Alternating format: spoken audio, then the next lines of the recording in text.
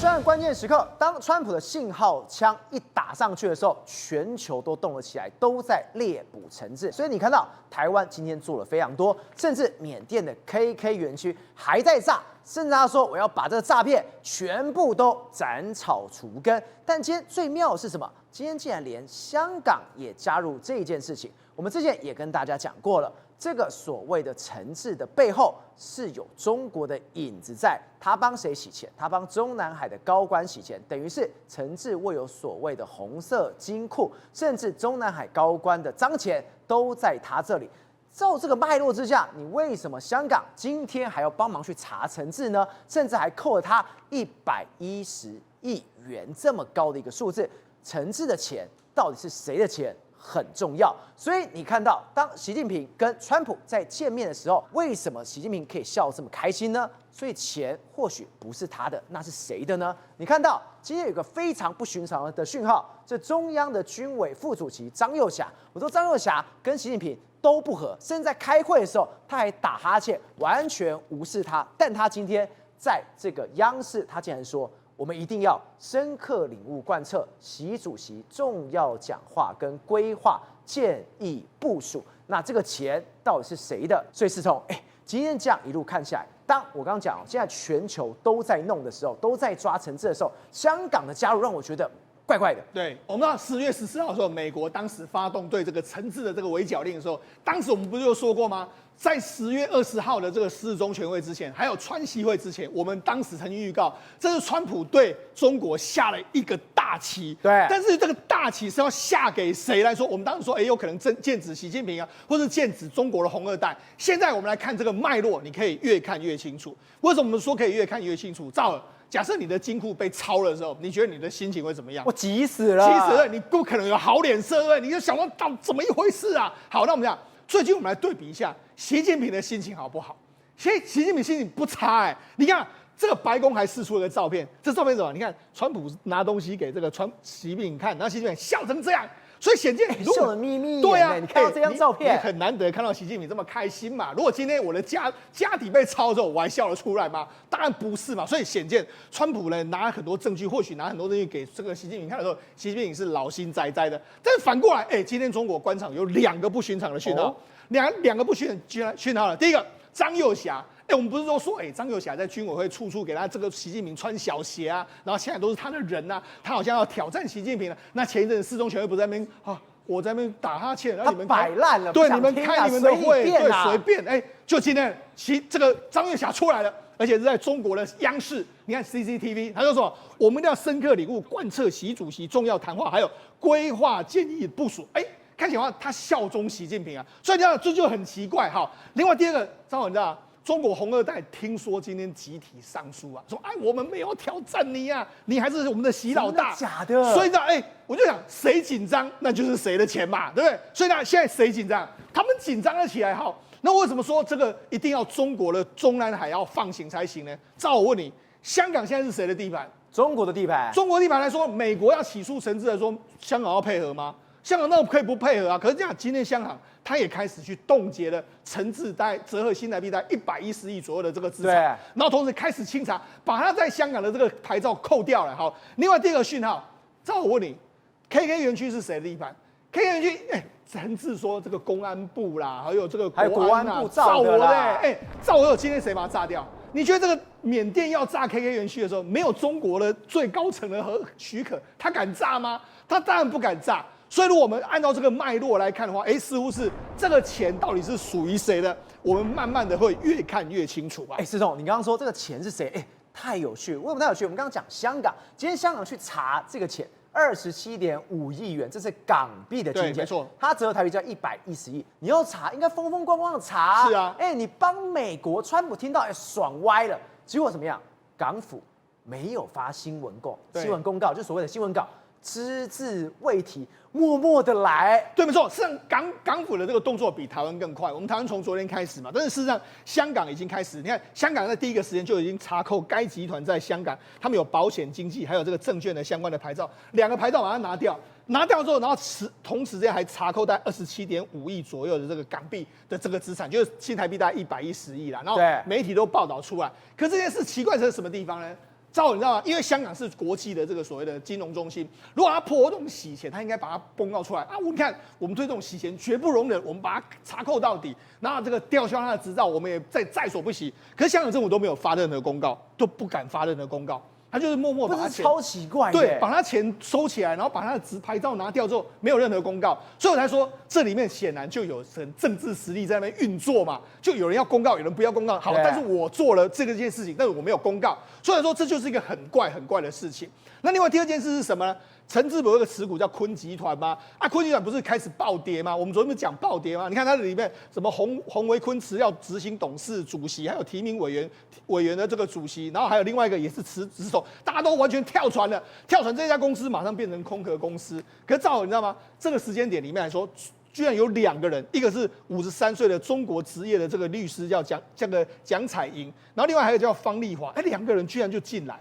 进来之后，变成是他们现在最主要的这个公司的这个主要的执行者、主要的这个持有人哈。那你看中国派来的、啊，那这2个到底要干什么？还是他是来接管这家公司？后续，所以你说，当今天陈志出了事情之后，香港马上切割，牌拔掉，我低低调调的做。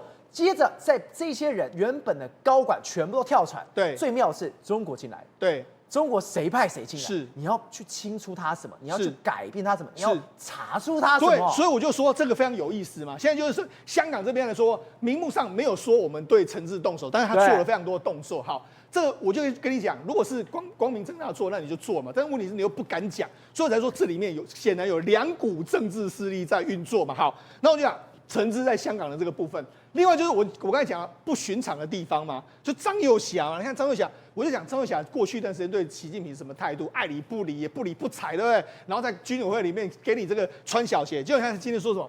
把学习贯彻全会精神作为重大政治任务，引导官兵深刻领悟习主席的重要谈话精神。然后什么2个确立啊，就确立党中央，确立有那个习主席的核心啊，然后我们要规划15的这个计划啊，然后要高品质的推进国防还有军队的现代化。哇，把习近平的这个想法捅了一顿啊！对，那这样，那时候他就说什么？我们要贯彻军委主席责任制，切实把思想和行动统一到党中央决策部署上来啊！等于是现在捧习近平嘛，对。那他讲这个话的时候呢，当然这个刘振立还有这个张生明都在嘛，所以你看他显然讲这个话就是，习近平你捞多少，我没有要挑战你的意思哦，不好意思哈。然后另外还有传什么？传有200多个红二代联名上书习近平啊，就是说什么，这个我们没有这个逼宫的意思啊，只是善意劝习近平趁身体还行的时候，还能够决定未来接班人的时候，就赶快接班了哈，让领导人的岗位呢才能人才有序或有一个平衡的稳定的这个交班的过程、啊。这很奇怪，这要么是4中全会后他马上讲这些话，是没有哦。是反而今天香港做动作出来之后，大家觉得不对哦，是不对哦，真的跟他们的钱是有关系哦。为什么这样说？我跟他讲，这其实有脉络可循。这个所谓缅甸敢去炸 KK 园区，对，然后另外一个就是敢去用香港来查，这个一定是我就说一定是最高层的决策。或许他以前觉得说你没有证据，你也没办法怎么样，但现在开始这样动手，所以这样动手，或许我们可以回推回去。或许在整个川习会的过程里面来说，搞不好川普给了习近平很多资料、啊，就不要那一张纸上写什么，对啊，我帮你，对啊，难怪那么开心。我跟你讲，陈志是间谍，对，陈志后面的金主是谁？习近平很开心，开心，我们不知道是什么状况，所以我就说，因为一开始的时候，我们都知道习近平进去的时候不是脸色很紧张嘛，出来不是2个很好嘛，原来是你看他交给他这个东西，好，那再来就是说我们看嘛，一开始的时候你看。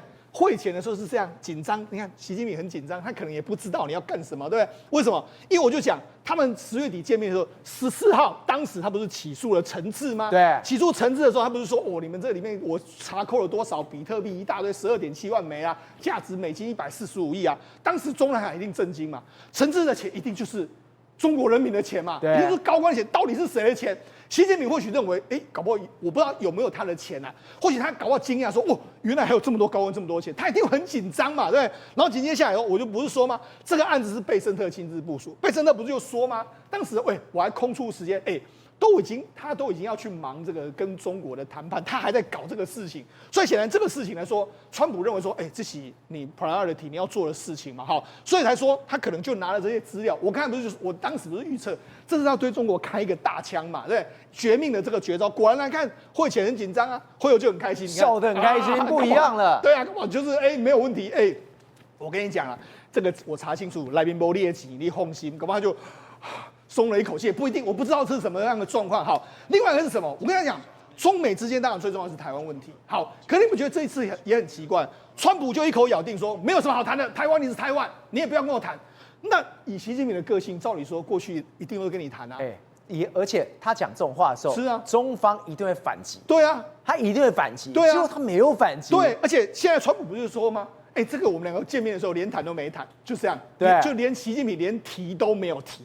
因为他知道我要怎么做，连中国官媒也没提。对啊，所以你们觉得很奇怪吗？那这个我就说中国的态度，而且中国不是很快就签了那个吗？算了，好啦，稀土就算了啦。那我会查分摊的啦，然后你要买大豆，我就给你买啦，对，都同意啊。全部中国人都说什么？这根本跟马关条约一样。那这个差异在什么地方？之前大家都说不可能达成协议，那后来为什么达成协议？虽然说跟陈志这个案件显然有非常大的关系嘛。因为发生了陈志这件事情来说，让整个中美之间的出现了一个微妙。所以川普到底拿的那一张纸上面到底写了什么？对，所以我才说很关键，能够让习近平真的什么条件都答应了。对，好，那我们就讲这几天不是我们前几天不是在讲吗？中国在网易上面不是有一个文章吗？就说我们这个什么国防部长、火箭军司令员接连落马，他们都被美国围猎成了漏斗，对不对？对。那我们刚才不是讲，很多人嘛，像魏凤和的儿子啊，然后包括说像这个李尚福的儿子、李尚福的家人等等一大堆嘛。好，正好你知道中国怎么说？中国里面就说，你看这个文章呢是习近平呢一派出手反扑中共中央军委副主席张又侠。哦，对，那这是什么意思呢？正好你知道。他意思就是说，这些人不是 A 了很多钱吗？对，那 A 了很多钱呢，到哪里去？搞不好就是陈志啊。对，所以他说，所以他说你要看这个丢出来这个文章里面，搞不好他意思就是我跟你讲啦，陈志的钱就是这些人的钱啦。那这些人的钱最后就是张又侠嘛，对。那张又侠的话，你看你今天就乖乖的了嘛，他态度完全变了。对啊，今天就乖乖说我要拥护习主席这样。所以说，搞不好这就是这样，你用脉络来推，或许是这样，对不对？然后我就跟他讲，还有很奇怪。他说什么？魏凤和不是他不是说他这个文章是从这个法院很多资料截取下来？他说什么？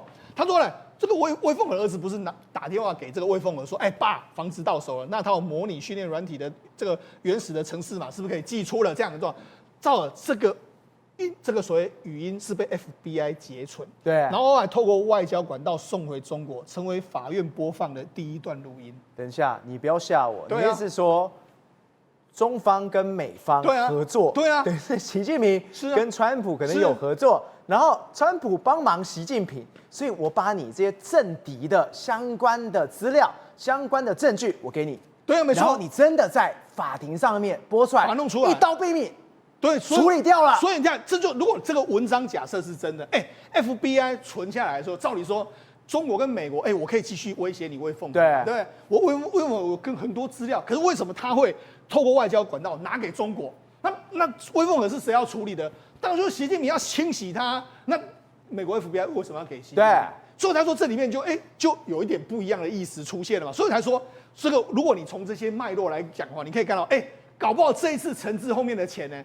不是习近平的钱，习近平的钱或许是另外啊，像譬如说杨澜澜不一样，但是这一次陈志的钱，搞不好不是他。那不是他的话，一口气端了一大堆红二代，还有这个所谓相关的这个所谓的军委主席的钱啊，还有这么多军人的钱都被他抓到啦。所以搞不好习近平或许很开心，好不容易这个抓到这些钱了嘛。好，那我就讲，那除了这个之外，还有另外一个事情。我觉得目前为止来说，这个中国的星巴克一直营运的不好，他想要把这个星巴克在中国的这个卖掉。对，那卖掉说，今天出现了一个人叫做什么？博裕资本。博裕资本居然要去买这个星巴克的这个股权，他花了新台币1238亿元。对，没错，他真的买了。对，买了之后呢，那你知道博裕资本是谁呢？照我知道，博裕资本其实后面就是这个人，叫江志成。那江志成是谁？江志成的爸爸叫江绵腾，江绵腾的爸爸叫做江泽民，所以他其实是江泽民家族的一个控股公司。然后他现在买下这个星巴克。那你要说这个公司呢，他跑到哪里去？他其实原本总部在香港，但是他现在已经移到这个新加坡，而且现在其实他注册地已经移到新加坡之后，他已经某些程度来说，已经把红二代的钱转到新加坡去，然后他这次再回来中国买这些钱。所以这告诉你什么？告诉你，红二代的钱还是非常多。你看江泽民的孙子，他已经到红三代了。对，他就一丢出来就是用40亿美金，这么多钱。那你说他这么有钱，他会不会撼动撼动习近平？如果真的要可以，如果真的要用钱来搞你的话，那你是不是有可能？虽然说，你看一个家族就有这么多钱，那你更不用讲。我们说陈志的127亿，那现在家种种一哩扣扣，现在搞不好已经130亿美金，甚至更多。那你更不用讲前一阵的钱志敏，还有这个所谓王哥这个消毒道，这些都是中国的黑钱啊。所以这些中国的黑钱是背后是谁？一定背后就是红2代，或是红3代，或是军人，或是一大堆。所以，龙哥意思是说，等于是习近平更没有办法真的一个一个管到，当然没办法。这些红2代、红3代，甚至红4代太强了，随便说我都很怕。结果他真的得要靠川普了。我跟你讲，谁最了解红2代所有的经脉？一定是美国。你看，美国今年年初的时候，不是他们国家就是出了一个给这个国会的报告，就把所有人都弄了一遍。他当时不是有点名习近平，对，点名所有人都点名，所以显然美国一定是最清楚的。那美国最清楚的时候，他整这些人的时候呢，当然了，我觉得整这些人来说的话，我们现在不确定说是不是跟习近平有关，但可以至少从目前的蛛丝马迹来说，习近平那么的开心。对，然后现在的大权在握，其他人那么紧张来说的话，或许这个钱可能真的跟习近平的关系是比较小。国正，我们刚刚真的觉得说，今天陈志他背后的钱到底是谁？大家都很想知道，为什么一个笑那么开心，一个态度突然变了？结果我们说，一个最大的讯号是香港，你没有发新闻稿的情况之下，你把他牌照弄了，结果你把他的钱也扣了，结果这一家公司真的有这么重要吗？我刚刚讲到坤集团，结果我们一查进去。真的不得了，里面真的都是红色资本，都是红色的精炼。所以川普可能送给的是习近平一个大礼物，也可能是金融大震荡一个大炸弹要在香港引爆了。因为这次资料一显出来之后，陈志在香港还有2家上市公司，叫坤集团，一个叫智浩达。那通过这2个集团干嘛？你知道吗？我们不是讲过在新加坡有很多资产吗？所以他收购新加坡的工程公司坤集团之后，就开始在新加坡投资拥有那么多的房地产，其实都是用坤集团。等于他从中国搬钱之外入股的坤集团，在香港挂牌，然后再利用坤集团在新加坡收购所谓的房地产。接下来他也入股智浩达这个公司，其实它是2017年才上市，结果上市第1年之后就匆匆原本的股东叫邱建荣，马上就把股票卖给了陈志，所以陈志隔了1年就变成最大股东，然后他到了最大股东之后就开始干什么？利用智浩达这个公司，本来智浩达是一个工程公司，后来他就不做工程公司的，就跑去柬埔寨做房地产的业务，还有去做奢侈的品的买卖。所以他今天把坤集团跟智浩达买下来。第一个在新加坡那边搞房地产，结果这个地方在哪？在柬埔寨，智浩达这部分在柬埔寨搞房地产的，等于2家人头公司或者挂牌公司在香港挂牌，实际上去负责所谓的金流枢纽的工作。所以我们包括在香港的高级豪宅啊，住在上面，你看云在山顶，这个一个豪宅要10亿多，其实就是陈志的，就是这里这么漂亮。对，然后再来要注册公司，因为你拥有上市公司之后，就开始各种投资嘛，注册空头公司去干嘛？包括买劳力士啊，不是送给那个柬埔寨的总理一大堆劳力士跟奢侈品嘛，送给全世界的政要，其实就是用这样的智浩达公司去投资柬埔寨的房地产，再投资奢侈品公司，然后再把钱转成这些奢侈品，转到新加坡，转到海外这些公司。所以这些公司都有一个特色是什么？你知道吗？股价都很低，低到让人家觉得这些公司挂牌是要干嘛？我们台积电1500块，这些公司你知道吗？我都很难去算。可是这太子党的标准手法0.009。连1角都没有，叫做9分钱。等一下，我有没有看错？9分钱的公司，一天跌我都不知道怎么数这个数字了，一天跌0.002，然后这个是0.039，看起来就是垃圾股票嘛。可是这才是真正的玄机，这种垃圾股票根本没有人会注意嘛，根本没有人交易啊，谁会买到一天这么便宜股票？可是其实这就是太子党跟红色贵族专门在利用这样赚钱，所以陈志有可能是什么？就是当川普开始把这个丢出来之后，往下查，到底谁透过陈志在赚钱，透过这2家上市公司在赚钱，这就是不得了的事情了。所以我来讲一个故事好了，一样是太子党红色贵族控制的公司，叫数字王国，现在挂牌叫0.32元，3角，台币12元。那他很厉害哦，你不要小看0.32元哦，好厉害哦，人家收购什么公司拿了3500万美金。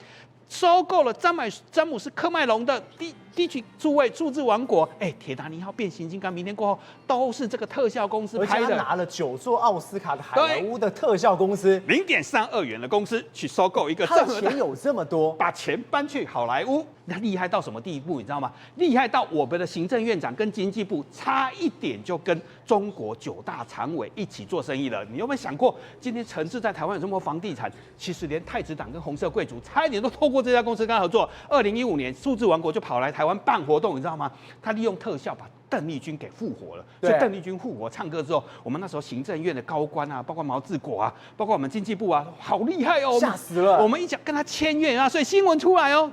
数字王国在香港公告，可能跟台湾政府或其指定机构组织合营公司哦，它股价马上就大涨我们觉得很可疑，你知道吗？所以就透过4大会计师事务所，透过所谓的香港的人去查证之后，结果人家就告诉我，你要小心呐，这家公司其实不要看0.32元就跟那个我们看的志浩达，跟那坤集团都0.几元，人家后面是太子党你要看清楚其实他就是中国人民银行的行长，天津市长戴香龙的女婿，他在转职的公司，可是你平常是看不到的，他是用红色资本的方式，其实红色资本是透过这个方式，你从中国搬钱出来之后，投资好莱坞特效公司，又来投资台湾。所以你今天意思是说，譬如说以数字王国来说，它的股价非常的低，但是它的资金非常的多。对，它透过这一家公司一直去并购到结果红色资本就这样渗入进去了。对，渗透出来，甚至到世界各国合作嘛。我们看到了诚志不是也跟世界各国合作吗？对，那新加坡也有，英国也有，每个国家都有，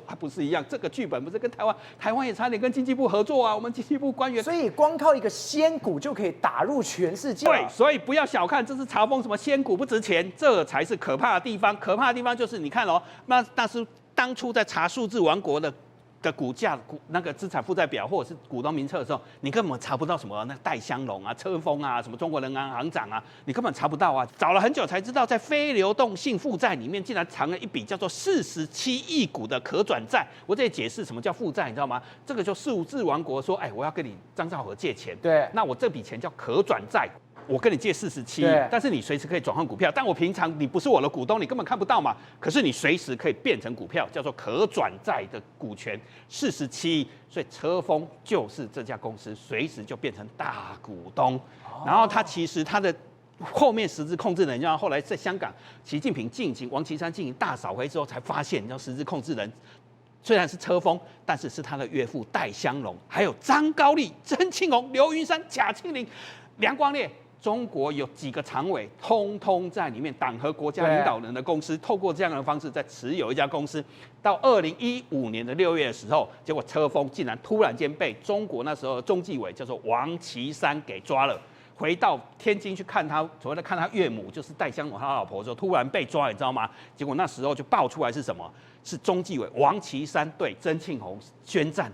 一家数字王国竟然牵涉到2大常委的战争，那为什么王岐山要对曾庆红宣战？跟数字王国有什么关系？是因为曾庆红那时候经常对习近平要夺权，所以实际上是对习近平报复的行动。哇，你才知道原来数字王国背后是中国9大常委的政治斗争。那你现在想到诚志这些空头公司，是不是想到哇，原来这些？所以2015年数字王国有车丰，2025年车丰的名字改成了2个字诚志。对，所以也难怪今天真的要去把诚志好好查一下。剧本是不是都一样？是不是都一样？都是一些仙股烂公司，然后你就看不懂股东结构，然后又有用不完的钱，然后那时候车丰车丰一样，我们就把它换成诚志一样嘛，到香港发展到处去买股权，中国平安、海通证券、数字王国接盘侠，20年赚了几十亿的港币呀，这么多钱，其实后面是谁？王岐山、曾庆红是一场权力斗争啊，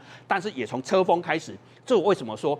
这是可能是川普丢给习近平一个礼物，也可能是香港金融界要大清洗了。你知道为什么吗？因为那时候同样的时间，香港其实这种股价很低的，1元1角1分的，都是这些大权贵们、大红色贵族的时候。所以习近平在2017年做了什么事情？叫做金融政变。就从车丰开始抓完车丰，抓肖建华，抓完肖建华又抓了邓小平的孙女婿吴小辉，一连串的人变成中南海的第一大案。到了2021年的时候，你看香港真的是红色权贵在洗股权的地方。突然间，蚂蚁金服他本来要在香港挂牌上市嘛，突然间在《华尔街日报》爆出来说，为什么习近平要叫停蚂蚁金服不可以在香港上市？是因为整个股权结构被查出来，结果发现你知道吗？蚂蚁金服实际上你都说是马云家族的吗？马云的吗？不是，它里面有个神秘股东叫做博裕资本。你刚刚我们提到，那不是江泽民他孙子的吗？没错，就是金融政变。你看现在整个香港正在沸腾，就是陈志查下去，会不会查到这些金融政变？博裕资本。江志成为什么跟马云那么熟悉？因为他在跟哈佛毕业的江志成关系非常的好。一开始投资蚂蚁金服的时候，其实江志成的博裕资本都是大股东。对，所以如果让蚂蚁金服上市，就等于让江泽民家族可以股票在香港上市。结果太子党就复活了，太子党红色贵族就复活了。所以实际上这一场博裕资本那时候把它叫停，其实就是红色权贵战争。那车峰抓了之后。到现在你要数字王国的股东是谁吗？其实换来换去，虽然车峰被抓了，曾庆红被抓了，结果你现在去网络一查，结果现在整个又变成是保利集团跟中信泰富集团持有数字王国，所以换来换去还是红色贵族在持有香港。所以川普这个炸弹一丢出去，如果陈志案继续查下去的话，那可能就会是场金融大地震，很多红色贵族的底要被掀出来了。这么我们刚看到陈志这个案件，足够在香港、在中国翻天覆雨的。你在后面查出这个很多的红二代，可能一个一个都要被掐在这个脖子上。这对台湾来说何尝不是？我们刚刚特别讲今天内政部长刘世芳已经讲非常白，在地的协议者我通通都要抓出来。今天的第二波特别针对谁？针对了王玉堂，他是陈志在台湾可以唯一直接操控人，还有2个黄捷跟施廷宇。他们是美国列的黑名单，如果真的这3个人去约谈他了，去复讯他了，真的也把他的手机给扣住了，你再删，我都可以把你还原回来。在地协力者真的一个一个都要浮出来了。是没错，刘世芳今天说的这个在地协力者绝对不会是空穴来风。为什么？因为美国当时在起诉的时候，他特别提到陈志行贿多国官员。他特别提到这一段哦，对，而且他说他行贿到什么？他在该国的执法单位要行动之前，他都完全掌握，甚至他连中国的公安部跟国家安全部都是他的痉挛。对，台湾有没有在地协力者？讲到你刚刚讲的重点了，来，美国制裁谁？制裁3个人，其中2个人今天约谈到案，对不对？来，我问你哦，这2个人被指控在帛琉做什么？做不法这个生意嘛，对，来，帛琉是谁的邦交国？我们的邦交国。那为什么中国的势力可以进去？有没有台湾的协力者帮台湾这3个人进去帛琉？因为他要在当地投资，是一个大型度假村哦。有没有台湾的协力者？有没有政商名流？有没有执法者？不知道。哇塞！所以今天北检才要查嘛。来，北检，我们说昨天他查了2波，对不对？约谈25个人。那其中第一波，我们刚刚讲都是比较什么低阶的嘛。我跟大家报告，低阶的人他们都夜讯。什么叫夜讯？依照我们刑事诉讼法规定啊，案期如果入夜之后，你被告可以拒绝什么侦讯？对，因为我累了，我天嘛，对不对？我可以隔天早上，我要求我隔天早上再侦讯。我跟你讲，正常的被告都什么都要夜讯，为什么？赶快离开是非之地啦，对不对？但我跟大家报告，你刚刚讲重点，那个王姓对口，王姓男子。你知道吗？他夜不讯。你说那一位王玉堂，在台湾可以直接联系到陈志的这个，他夜不讯，他拒绝夜讯。来，你想一下，为什么拒绝夜讯？很有可能他在干嘛？他在等待这个隔天早上要讯问的这个空窗期，他在串供，他在跟谁？陈志联系。他手机当时，因为他只是嫌疑人，他还没有被查扣。我以为他进去之后，他手机被扣走，没有，现在手机还在他旁边。对，所以现在可能陈志或者是其他人在国外看着，他跟他下指导棋。没错，甚至不只是指导棋，他可能陈志跟他下指导棋，然后他再跟什么潜在的共犯下指导棋。而且你看到他今天进来的时候，他完全没有在怕的。对今天所有人都说你就是在台湾的灵魂人物，他进来怎么了吗？对，我不相信司法可以弄我那样的感觉，对，根本没有在，人家是遮遮掩掩，他抬头挺胸。没得跟爱啊。好，那大家就觉得很怪啊，就是奇怪，你陈志业不逊，那其他人也是怎么都是3万到20万元交保，很轻嘛，对不对？所以特别注意，其中有一个人就是什么？就是天哥，好，就是李天这个太子集团 CFO 好的这个助理，那个刘姓助理，你知道吗？检察官去问他，问一问之后，发现说，他处理的事情非常特别，他帮天哥处理日常起居，很怪什么叫日常起居？感觉好像跟业务没有什么关系，但是他这个人又好像很重要。好，你知道，他就让他15万元交保。来请教一下，15万元这么重要的人，你让他15万元交保，扣多少钱？45亿耶。对。结果你让他15万元交保，干嘛？我跟你讲，或许我不知道，但或许是一种侦查手法。你说在钓鱼，你今天敢在外面，你马上跟你的 boss 李天有联系，我看你传的什么，没错。然后如果有什么，我还可以继续查。是啊，没错。如果定了什么，我压定你了，压定你了。所以很多人一开始无保请回啊，之后马上就进去了，身陷囹圄了。对，好，所以这几个，所以他一开始出来，他还在那边笑，对，他中计了，笑容灿烂但他可能出来之后，他已经不知道。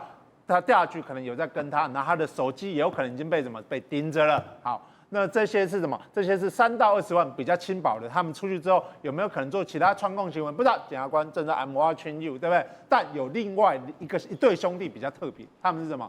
是车商。对，请教一下，车商几万交保？70万元。对，其他都3到20万，为什么你70万元交保？来，这个车商刚刚国珍哥说他们在台北的内湖就有名啦，就是这里，对，来这车千万来千万去，甚至有亿来亿去的，非常有名。里面的这个买家甚至都是科技业者哈。对，但我跟大家报告，这些都是钱，等于是房子，对不对？好，我们再回到美国的起诉书，你知道吗？陈志在美国的起诉书说得很清楚，他行贿买什么行贿，你知道吗？除了现金行贿，他买游艇，买什么？买名表。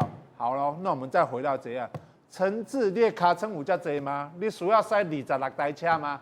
你这爱车吗？真的假？你说要行贿是台湾的部分是用车子，用这个移动豪宅来行贿的？或许啊，你看他之前连游艇都是他的行贿的方式嘛。他有没有可能买车来行贿？